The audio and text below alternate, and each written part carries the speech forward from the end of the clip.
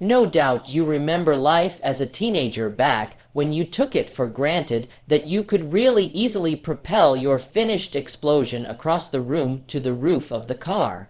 You may have even perfected your aim and hit targets with this stuff. Today, we focus on how to get that power back. How can you switch from a slow sludge back to a slingshot? What is the step-by-step, all-natural approach to increase ejaculation strength? So, in order to help you make those moves, first I'll cover an anatomy review because it's really essential for you to understand what has to happen in order for that lock and load and the ejection to occur. Then we will unlock this mystery as to why this essential fluid even slows down in the first place. What can you do to prevent it from happening? And I want you to stop complaining because you really honestly are going to want to watch until the end. I will cover the all-natural approach to increase the volume of your explosion, improve the distance your explosion travels, and of course give you actionable steps that you can take starting today to begin to see immediate results. So let's go. I'm Dr. Rachel Ross, board certified physician, and this channel is all about improving men's sexual health and giving you the strategies you need to age in reverse. Subscribe and turn on the notification so you won't miss out on this life-changing stuff. Okay, so how does ejaculation work in the first place? Ejaculate should be whitish to gray in color, thick and viscous in consistency, and it should have a slight smell, but it shouldn't stink. It shouldn't smell fishy, and it should be slightly thick and sticky, more like snot and less like skim milk.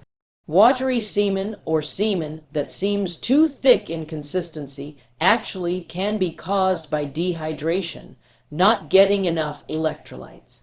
It can happen if you're exploding too much, masturbating too much.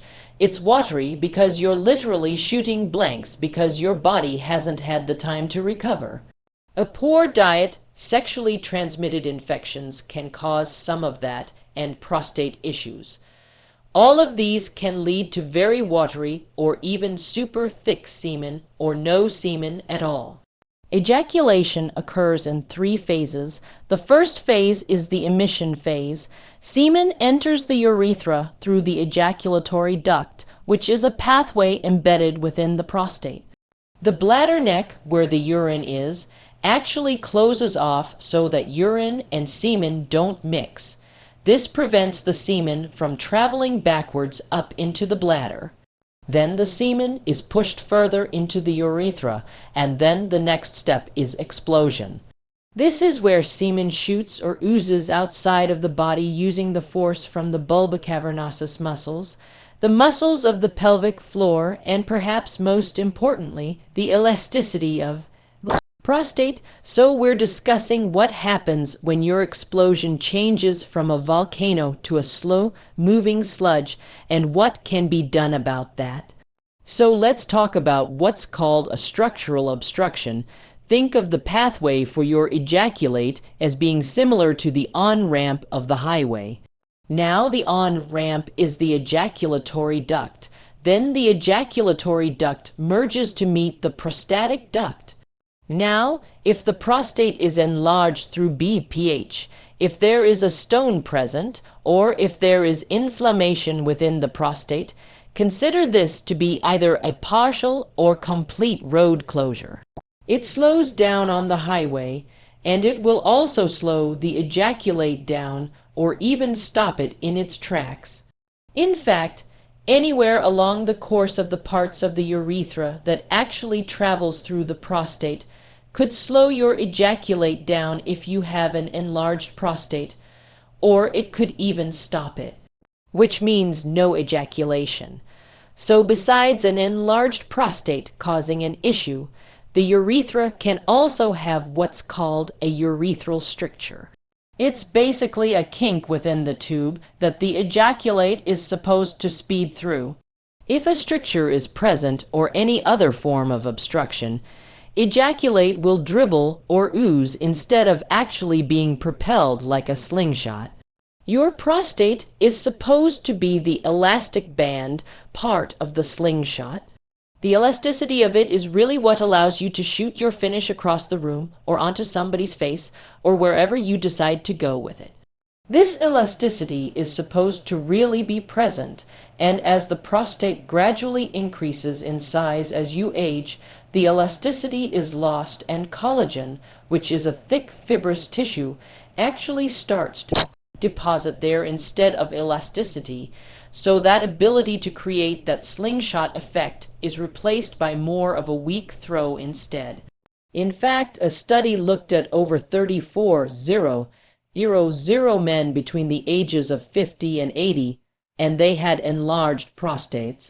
The study uncovered that 46% of these men, almost 50% of them, had either reduced or absent ejaculate.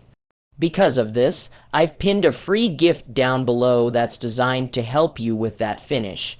All you have to do is click the link that's pinned below. It's pinned at the top of the comments. You'll click on it, enter your email address, and I will, in a very discreet email, send you the link. Let's get back to the steps to rehabilitate this slingshot. First, check your medicine. Your medication can be something that you can speak to your doctor about to get changed. For instance, calcium channel blockers for high blood pressure like amlodipine can have a variety of sexual dysfunctions related with it, and not being able to ejaculate or having slow ejaculate is part of it. Alpha blockers like doxazosin or tamsulosin, which are commonly prescribed for BPH, can also interfere with ejaculation. Antidepressants, particularly SNRIs like fluoxetine, SNRIs like Cymbalta, and certain anticholinergic medications can all lead to ejaculation disruption. So ask your doctor for an alternative medication. That's step 1. Step 2, increase your water intake. Drink more water and decrease alcohol consumption because alcohol actually dehydrates you rapidly. That's why you have a hangover afterwards. This will alter the consistency of your semen, which will interfere with your volume and the distance that it has the potential to travel. Next step, ask yourself, do I get enough zinc? Dietary zinc can be found in oysters, pumpkin seeds, cashews, eggs, and meat. Zinc is an important part of prostate health.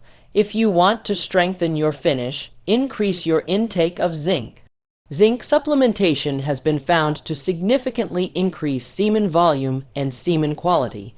But just be careful. If you decide to take it as a daily supplement, it should be taken with a small amount of copper, or else it can wipe out your body's copper stores and your ability to absorb copper. Your body needs copper to make red blood cells, connective tissue, and for immune function. So be really mindful of that. If you're supplementing with zinc, or if you're on a supplement with zinc, make sure there's a little bit of copper in there too, so that you don't have to worry about that. Next step, consider a prostate supplement with Pygeum africanum. Pygeum africanum has been shown clinically to improve urinary symptoms and flow measured in gents with an enlarged prostate. Keep in mind that urine and semen all flow through the same tube-like structure, the urethra. That is one of the main reasons I formulated it to be within our Prostate Plus Flow supplement, so that we could get that extra bit of flow, urine flow, ejaculate flow, just flow. Next, begin doing D-cup exercises to strengthen the pelvic floor. Now listen, the bulba cavernosus is wrapped around like a sling around the base of your erection, and this muscle and your erection sit on top of another intricate network of pelvic floor muscles. These muscles must contract in order to send ejaculate flying. If they're weak or deconditioned, you need to do what I call D-cups. These are a form of Kegel exercises designed to help make your pelvic floor muscles stronger. For more on how I suggest you do D-cups, click on this video right here somewhere, and you can learn more about it there. Next up, ask your doctor about prostate massage. Prostate massage isn't for everyone, but it allows you to massage the tunnels where thousands of milky thick substance have been discharged and traversed, and some of that semen may actually still be trapped there, slowing things down, creating a sludge. Toxins may have built up there over time, and it can help improve prostate circulation. Blood flow has been reduced to that area, so it isn't contracting like it should. Massage can potentially stimulate blood flow to the area as well. Now, most doctors aren't going to see the benefit of prostate massage. They'll tell you, yeah, you know, it's not going to really do anything. But doctors used to do this in the clinic. Ask them anyway, because if you have a suspected prostate cancer, you should not under any circumstances massage your prostate. Next, stop ejaculating so much. This is last but not least, because here's something I urge you to try. Go through and do steps 1 through 7 for 3 weeks straight. For step 8, I want you to hold off on ejaculating for 2 weeks straight. Still have sex, still play around, still do what you do, but hold back. On that 14th day, let it rip. Then, I want you to come back here and comment about the flood that follows. So subscribe so you don't miss out on this groundbreaking information about men's sexual health and tips on how to age in reverse. Like this video, share it. I'm Dr. Rachel, I love you, and I will see you next week. Bye.